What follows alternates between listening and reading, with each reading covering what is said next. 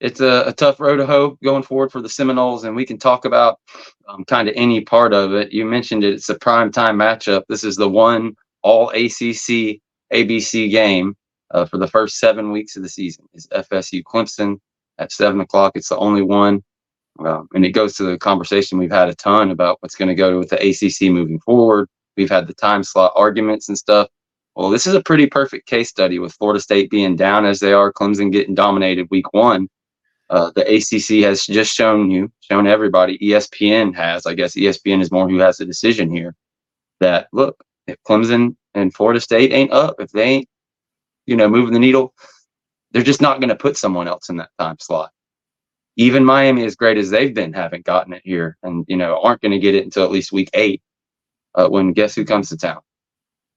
And I don't think that's even going to happen now. I'm just saying that would be the first opportunity since they have it scheduled out through 7 weeks. But bam, it just goes to show. And yeah, we're not pulling our numbers, or not pulling our weight, but figured that'd be something you'd like to talk about. Oh, absolutely. We can stop right here and go over this because it's important to realignment. It's important to talking about status of programs and so forth. And of course, we'll get to the football, but obviously the football is much diminished. And this is not the game we expected it to be at this point. We thought Florida State would probably be 5-0, maybe 4-1, not 1-4. And of course, that effort against SMU and Dallas was dismal on Saturday. And we expected Clemson to be pretty much where they are right now because they were a pretty big underdog against Georgia. They had a puncher's chance going into the game, but we figured they'll lose that game, wipe out everybody else, and that's pretty much what it's been. So getting back to the TV side of it. So I have made the point, and I don't want people to get confused or to over-accentuate the point that I'm making. Devil's advocate. I mean, somebody has to rein us Knowles in and drive the other side, guys. Don't holler. The point that you are making is, I'll put a percentage on it. I'm not saying that it's exactly correct, of course. The point that you're making is 90% of the equation. The point that I'm about to make is like 10% of the equation. So obviously, the TV networks, they go to the bargaining table for a reason.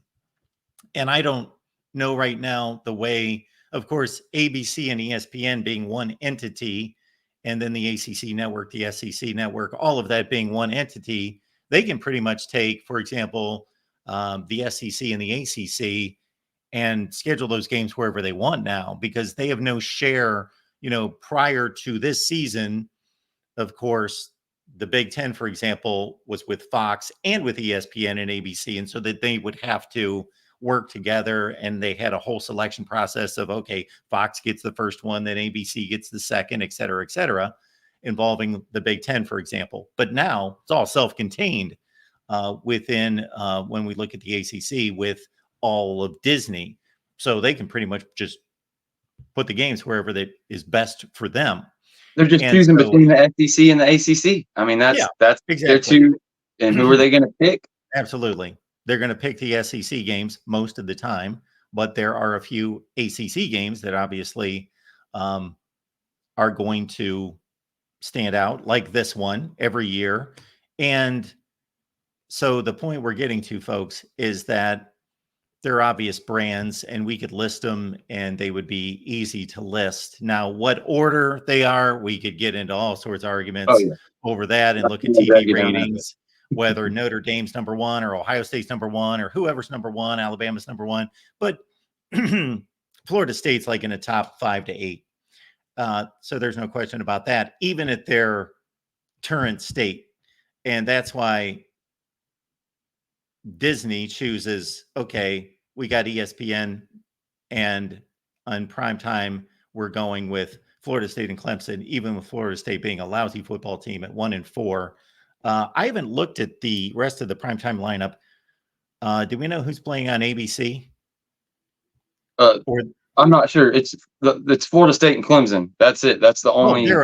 That's what I was speaking to. The primetime spot on ABC. Yeah. The only one from the first 7 weeks. It's 7 other SEC games or 6 other SEC games.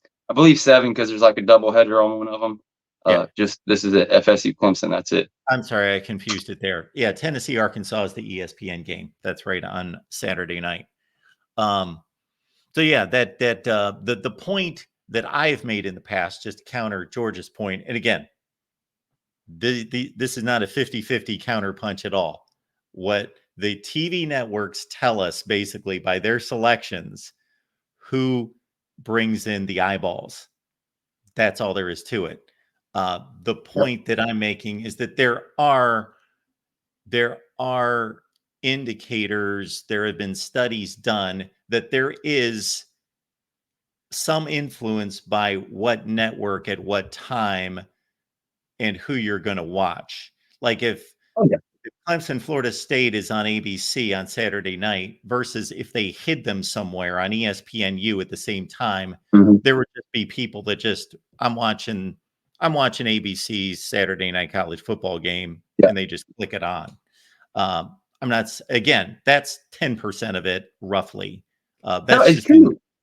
It's true. But the networks know that if they put, Syracuse, Virginia on ABC and they put FSU Clemson on ESPN2, you're throwing away all that advantage, and now you're going to do better Yeah. numbers on ESPN2 to Yeah. spite ABC. And that's the thing. And if Florida State came into the season and did what we were supposed to do, you think it would have been just 1 out of 7 prime spots for FSU? I think not. I think one of the other ones would have been there, and you'd have one already scheduled down the road. It's just kind of, how it played out. Like, it's just there's not enough. And like you said, Notre Dame, you can name the teams outside of Florida State, Clemson, and Miami. If they keep rolling, if they can, show what they're doing, there's just, with what the SEC has, there's not many times those TV execs are going to sit around the table and pick an ACC team.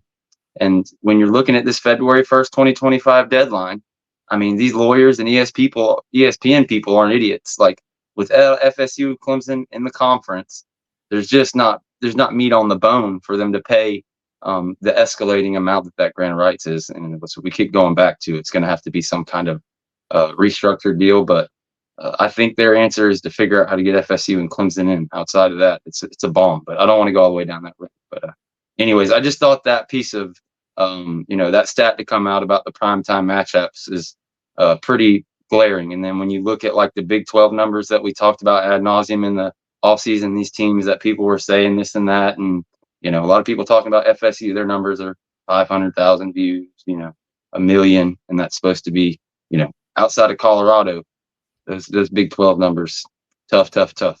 And you think ESPN is going to sit down and look at that, it's just a lot. It's really looking more and more, especially with the SEC and the SEC and the Big Ten coming out saying they want 8 auto bids. Like, it is what it is. It's going to be the P2, and if you want to compete at the highest level for a national championship, you're either going to have to join or not. That's just all there is to it. Notre Dame, if they can figure out how to schedule 8 of those games, they could possibly still do it. But yeah, it's going to be 1 or 2 teams from the ACC. Like, I could see them moving it to 16 teams, and you still only get 1 from the ACC, 1 from the Big 12, 1 from the Pac-12, something like that. Like, the disparity is unreal, and the perception gap just keeps growing. Like, like Kentucky. Like, is Kentucky a top 10 team, or is South Carolina, who beat Kentucky 31-6, are they that good, or is it's really hard to tell. But at the end of the day, the true championship people, and Florida State's not a championship team this year by any means, but the people that pull the eyeballs, 99% of them are in 2 conferences. It's just how it is. You're not going to be able to. It's like you had WCW and WWE at one point in time. There were 2 monsters on TV, Mondays, Thursdays, Sundays, and they went back to back. They both had these star-studded lineups, but little by little, the WWF started getting them, picking them off. The ECW came around. You can call them the Pac-12. They picked one here, picked one there. This other little thing, TNT, Impact, they took 1 or 2. Next thing you know, the WCW is out of business. They're absorbed, or the WCW is absorbed by the WWE, and there is no WCW. Like, that's just where college football is going. The Big Ten and the SEC are gobbling everything up, and the rest is G5 or whatever you want to call it. I mean, you look at the teams that the Pac-12's putting together, and like, Sure. what happened to the Big 12. Yeah. It's a different sport. I'll make one last statement, then we'll bring our guest in here to talk Clemson, Florida State on the field this Saturday. But yeah, just to wrap it up here, and we'll, of course, get into this on a future date again and into the off season. We do a breakdown of all the TV ratings here at the Voice of College Football every off season, which I love. I'm a TV guy, been in the TV industry since I was 22 years old. So that always intrigues me, TV ratings, making comparisons and so forth. Take the Big 12, for example. The Big 12, I don't have the numbers right here now, but of course I displayed them on the video. With Texas and Oklahoma leaving, they took with them something like 14, I'm almost certain I got it now, 14 of the top 17 rated games in the conference. They took with them to the SEC. Nobody's going to be watching the Big 12. And I'm not hammering on the Big 12. I'm just stating facts. I like watching a Big 12 game. I watched Utah, Oklahoma State a couple of weeks ago. I will watch Big 12 football. I'm just stating facts. And then when you take the Big 10, which is loaded with power brands, and you add in the 4 that they gained, for example, the week before last, your number 1 game was USC and Michigan. Well, that game didn't exist as a regular season game just 2 years ago. Now, boom, it's the biggest. It's got 12 million views. And so those conferences are just And this is what I tried to explain to people. These ratings, these viewers aren't coming out of a vacuum. Your 2 biggest fan bases are Oklahoma and Texas. They're watching all these Big 12 games because they've got, blood in it. Now they're watching SEC. And it's like whatever, 30% or 40% they had figured for what Oklahoma and Texas was. We've talked about that a lot. It's a slippery slope. It's exponential because, everything rolls off of that. That's a great point. That's a great point. We'll finish with that one because what George is saying is Texas and Oklahoma aren't just taking their viewership of their games. But if you're an Oklahoma fan and your team's got a bye week, or you just got done watching your team, or you're waiting for the primetime game and you're going to watch a 3:30 game, you're more than likely going to be interested in your league. And so you're going to watch the best Big 12 game of the week, Kansas State, Oklahoma State, whoever. But now that's gone. Those teams don't exist to you anymore. You don't care. So you're just adding more interest into Colorado is going to be getting a lot of calls as this thing goes forward. They want Colorado to win out, buddy. I'll tell you that.